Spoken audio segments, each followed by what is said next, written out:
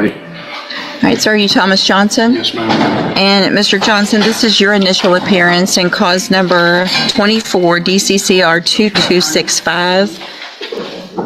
You're charged with a third-degree felony offense of evading arrest or detention with the use of a vehicle from September 8th of 2024. Yes. Since you've made bond, have you had an opportunity to try to hire a lawyer? I have not. Okay.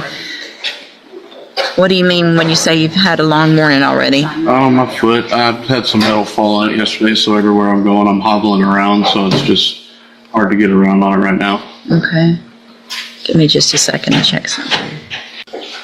It makes for moving not so pleasant. Did I test you this morning and have anything in your system? No. Let's double that before we go forward. Have a seat over in the jury box, please. Don't guzzle it to where you make yourself sick. Just drink some water like a normal person and then go use the bathroom. It's not that hard. It doesn't show a state's attorney on that one. Wait, hold on, I just got it. I just put it in. The PC on that one? Hold on. The high-speed chase was crazy. I wonder whose it is. I mean, like 100 miles an hour down 105. They went from here to Hardin County and back and jumped out and ran in the woods and threw out drugs. So, all right, Mr. Johnson, come on up. Mr. Johnson, in cause number 24, DCCR 2265, we've already gone through this, but you're charged with evading arrest or detention with the use of a vehicle. I have reviewed the pre-sentence report in your case. Based on that report and the fact that there is an allegation, obviously an allegation of a high-speed, very dangerous chase, but in addition to that, there's an allegation that drugs were thrown out of the vehicle during that chase, and that's why I ordered the drug test this morning. It's now 11 o'clock. I ordered this drug test prior to 9 o'clock. You have not been able to go or refuse to go to the restroom. Based on that, I am going to find that I'm going to assume that you are positive and that it is in the best interest of our community that I raise your bond, which is currently set at, give me just a second to figure that out. It was at 10,000. 10,000. Yes, I'm going to raise your bond in your case to $30,000. A condition of that bond, if you make it, is that you wear a drug patch at all times. You will have 24 hours from the time you are released, if you make that bond, to have a drug patch put on. Your bondsman can let you know where to do that. You have to change it every 2 weeks. If it tests positive, you would be right back in custody, obviously. If it's not testable, then it's also going to be considered a positive drug screen. You can go back with the bailiff. Not today, not now. All right, Mr. Harris on Camden Jackson. Yes, Honor. Good morning, sir. Good morning. It's still morning, barely. Barely. Judge, did you want? Yes, sir, thank you. And they told you about sending the attachment in? Yes, Your Honor. Okay. Thank you, Ms. Malfino. All right, sir, are you Camden Jackson? And Mr. Harris, will your client waive the formal reading of the indictment? Yes, Your Honor. And apologies for my handwriting because it's horrible. It's hard on the tablet. You're good. All right. So you're charged in cause number 25 DCCR 0114 with the second degree felony offense of engaging in organized criminal activity from January 10th of 2025. And how do you plead to that charge? Guilty.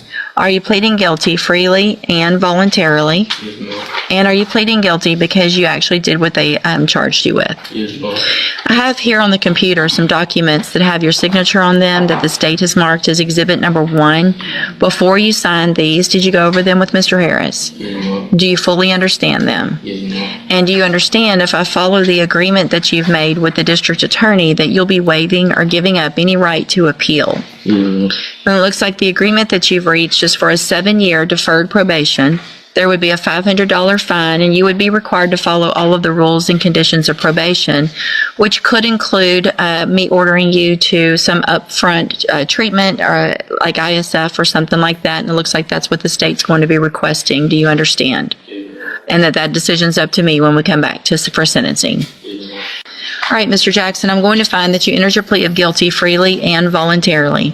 Find that you're mentally competent and you understand the nature and the consequences of your plea. Find sufficient evidence to find you guilty. However, I'm going to recite your case so that the probation department can do a pre-sentence report. That'll give me more information about you, your case, and then we'll come back later for sentencing. Before we go forward, can you look real quick, jail incident reports and see if there's any on this one? And Judge, I was, if I may, going to address that between January and the end of February. So obviously we've had quite some time that either they have not gotten to my file or the court's file. There were at least 8 pages full of write-ups. I would ask the court, Mr. Jackson committed this offense 6 days after he turned 19. It's obviously very serious. He was with the co-defendant, Mr. Bushnell, who's already entered a plea involving firearms, etc. I would ask if the court would consider your usual admonishment if that behavior continues pending the PSI, that I reserve the right, as does the court, to just reject this offer and possibly send him to prison. Mr. Jackson, you're probably, I don't know if you're in the same dorm as some of the other ones that have been Yes. absolutely ridiculous acting up in the jail. So there's somebody, I think it was last week, that came in with a deal like this for a probation, and he didn't get it, and he's sitting back out at that jail. I do not have to accept this plea agreement. I'm going to read every single one of those jail incident reports. The disrespect that y'all are showing to the officers, I can assume what these are going to say, because y'all are all out there. It's the same group that's doing the same thing, fighting, not following instructions, talking back, calling names. I'm going to read all of that. And let me tell you, if you have one between right now and your sentencing, I will not accept this plea agreement. I'm sick of it. The jail's sick of it. And I'm going to do whatever I can to make that place a better place for those people to go work who are out there just trying to do their job. Do you understand? One. We're not going to come in and say it was somebody else's fault. I only got 1 or I got 3 and that's not that bad. You can go out there and tell them, I want to get out and be on probation. I don't care what you guys want to do. I'm going to behave. If you have to sit on your bunk all day long and be quiet for the next 5 weeks, then that's what you do. Right? 5 weeks, rest of your life. What do you think? Show me you can do it, okay? All right, and go back with the bailiff. Take me on it. Yes, sir. Yeah, the last one was May 17th. So, Thank you, Ms. Flores. so it hasn't stopped. It will stop before you Well, just before night. we'll see. I'm threatening. We'll see. I hope so. I hope they're having an easier time out of the jail. That's what I'm thinking. I wonder what's up. What's that? What is, you're Carly Davis and Carly Hoosier. And this is 24 DCCR 1385 and 25 DCCR 1237. And so we were going to be here on reviewing bond conditions, correct? And then the state has filed a motion to increase the bond. Yes, Judge. And is that in both of the cases or just that one? In both cases, Judge. Let me pull this up. I know I took a look at it last week, but. This one's charged. And so we've got both of these cases are driving while intoxicated, 3rd or more. The first offense date is from May 6th of 2023. The second from February 10th of 2025. So I've got some history with regard to prescriptions. Some of it's obviously very hard to read, but it looks like prescriptions for alprazolam and something called D-amphetamine. Okay. Can't tell the date. One of them specifically says no refills. I can't read the dates on these. We can get better photos, Judge. She had had that prescription for, All right, it shows it expires October of this October 31st for the, Judge, I had a number of questions about those photos myself.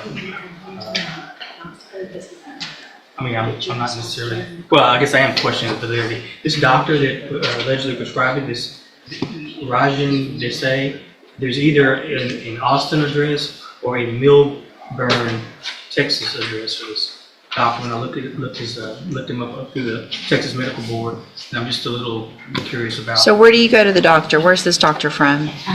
From Beaumont, and I do a telemed every month except every 3 months. I go to his office now. I have an appointment today now. Today? Yes, ma'am. Where specifically? Telemed today. Oh, Yes. well, here's what I think I'm going to do based on the nature of what these medications are and the history. Well, are you driving? No. Okay, I don't know if I already did, but a condition of your bond is going to be, as of today, that you are not allowed to drive any vehicle ever, period. Okay? So if you're caught driving, obviously you'll be right back in jail probably without a bond. Mr. Coleman, other than a no driving, is there any other? You know, Judge, I just would like to reiterate, and we put it in our motion, and it sounds like the court's read the motion, but, you know, she's got 4 previous DWIs, Judge, and in addition, she picked up this latest DWI while out on bond for a DWI, Right. Judge. And that, along with the positive drug test, I think the public safety, the community safety demands some additional assurances.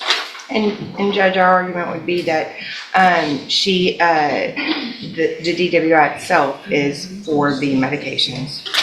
She's been on these medications for, Well, it doesn't matter if you're on medication and you're Right. taking too much medication, then that's a problem. sure. So you can be on these medications and not be.